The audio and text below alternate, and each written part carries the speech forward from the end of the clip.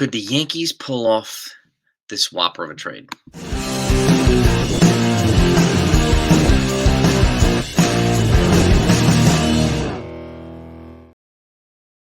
gang, hope you're all doing well. I have the Yankees lineup against the Rays. It's game 3 of 4. They're tied 1 game apiece. I do have the lineup for you, but I want to ask you, can the Yankees pull off this trade with the Rays? We know right now the Rays are scouting the Yankees extensively, right? And in all honesty, I think most of us already know too that the Rays don't care who they trade with, as long as they get the pieces that they want. Period, because they do a great job, better than most franchises at developing players, making existing players better, and so on and so forth. So, would it be cheap? No. Okay, but can the Yankees pull off this trade? And this would get them their second baseman and a third baseman. And I got to give a shout out to Army Chow Mein. Okay, special shout out. We were discussing yesterday on the post game yesterday, and Army Chow Mein, kind of brought in the thought process for me at least. And I forgot that Isaac Paredes from the Rays, has played second base. And upon looking at it, he for the metrics people that love the analytics and metrics, he profiles better defensively at second base than he does at third. Okay, so thank you to Army Channel for pointing that out, making me look into it. And the other player is Yandy Diaz. Okay, now Isaac Paredes is not a free agent until 2028, so he's got 3 more years. Yandy Diaz not a free agent until 2027. He's through 2025 and there's a club option for 2026, and then he's an unrestricted free agent in 2027. It would probably add about $16 million to the payroll, but this would represent a trade that would address second base and third base, improve offense, improve defense, and get him away from a division rival as well. Now, just to run the stat here, Yandy Diaz is batting .273, 8 homers, 46 ribbies, with a .725 OPS. Isaac Paredes is batting .258 with 16 home runs and 51 ribbies and .820 OPS. Bottom line is, they're better than what we have now by a mile. By a mile. Okay. Yes, they're both righty hitters, but it doesn't matter because they would be replacing guys that are also righty hitters. Okay. It would also offer the ability to move somebody, either Paredes or Yandy Diaz to first base to give either Ben Rice a break, platoon there, and when you clear up third base or second base, you can give Yorbit Vivas an opportunity. So calling Yorbit Vivas up to be on the bench to play somewhat often would be a good idea. Okay, and then giving him more opportunities to kind of get used to playing. But if we're going to call up Vivas, then let's play him. Okay, this provides him an opportunity to make that happen. Okay, but you let me know what your thoughts are. Isaac Paredes and Yandy Diaz from the Rays. And again, let's just think about what it would cost. And by the way, make sure that you're subscribed to this channel if you're not yet. I thank you so much, and hit all the notification buttons too. We're going to keep talking about this. We are 9 days out from the trade deadline on the 30th. I'm not sure if any deals are going to happen until the next couple days. Then it's going to get really crazy. And honestly, I don't think the Rays are going to make a trade with the Yankees until this series is over, because they're not going to want to face players that they just traded to the Yankees. So I could see a trade happening tomorrow after Game 4, before the Yankees get the Mets. So, but we'll see what happens. But again, Yandy Diaz and Isaac Paredes would represent a massive upgrade for the Yankees. Okay. And you get players that are solid defensively. And again, moving Paredes to second, where he profiles better defensively, and Yandy Diaz to third, where he profiles better than Paredes does at third, kind of solves 2 problems here, right? And again, their positional versatility is an asset for both of them. So it gives us an opportunity to really boost our bench. And when John Birdie comes back, it gives them an opportunity, because John Birdie can also play first base, right?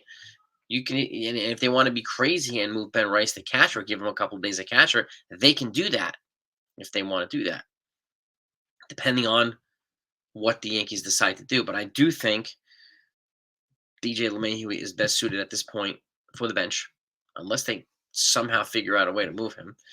Gleyber Torres, if they get a second baseman, no matter who it is, I think Gleyber Torres gets moved, but not until then, right?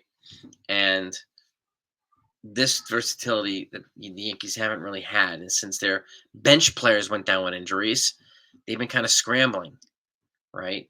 And this would offer them an opportunity to really solidify the infield. And again, this is a win now move.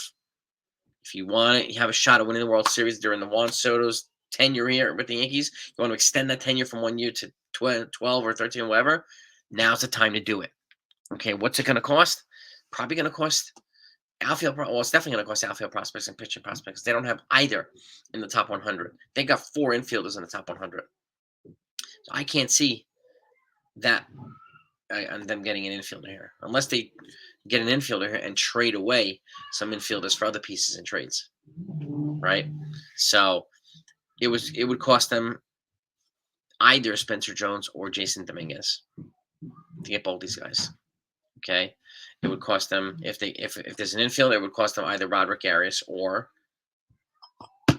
George Lombard, Chase Hampton, and more, right? I would imagine a starter and a reliever. But those 3 big pieces would most likely have to go. 1 outfielder, and maybe 2 outfielders, maybe Brandon Maya too, maybe 2 outfielders.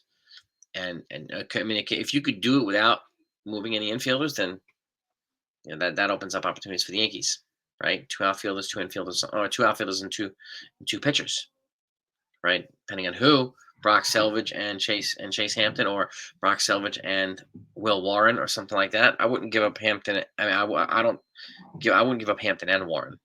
These guys, I would essentially just say I'd rather trade for 1 he is than 2 he is, if that's the case, and that would just play Yorber Vivas in the other position. So at some point, I think there's a limit, but as a win now move, you're going to have to give up one of the 2 big pieces. Are fans okay with that? Okay. Again, I am only okay personally. I'm only okay moving Spencer Jones if we're getting Tarek Skubal from the Detroit Tigers. And even at that point, I'm not sure. I don't know how I feel about it either. They have a top 10 prospect in baseball right now. That's an outfielder. So maybe the Yankees won't have to give up an outfielder. Maybe they can give up a load of pitchers and infielders there. And we don't even know if Tarek Skubal is available. But this particular trade here would be a blockbuster for the Yankees. Isaac Paredes and Yandy Diaz to fortify the second base and third base. And bottom line is they need a new face at second base, need a new face at third base. Period.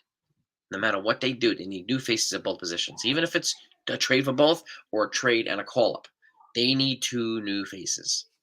I like DJ, I like Torres, but it's time for them to not be full-time Yankees anymore. You let me know what you think, whether you agree or disagree. While we're thinking about that, here's today's lineup. Ben Rice is leading off at first base. Juan Soto's batting second in right field. Aaron Judge is DHing, got a half day today and batting third. Austin Wells at the dish, batting fourth. Gleyber Torres batting fifth at second base. Alex Verdugo is batting sixth left field. We need him to pick up that bat. Anthony Volpe's batting seventh at shortstop. Trent Grisham's batting eighth in center field.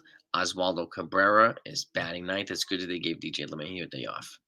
Cabrera's batting ninth and playing third base. And on the mound, toeing the slab, is my man, Marcus Stroman.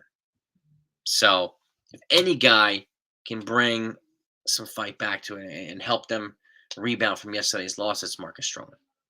Brings that dog in him, right? And again, I hope that whatever trade the Yankees make is something like this, or something that you're going to bring more dog here to the team. We need it.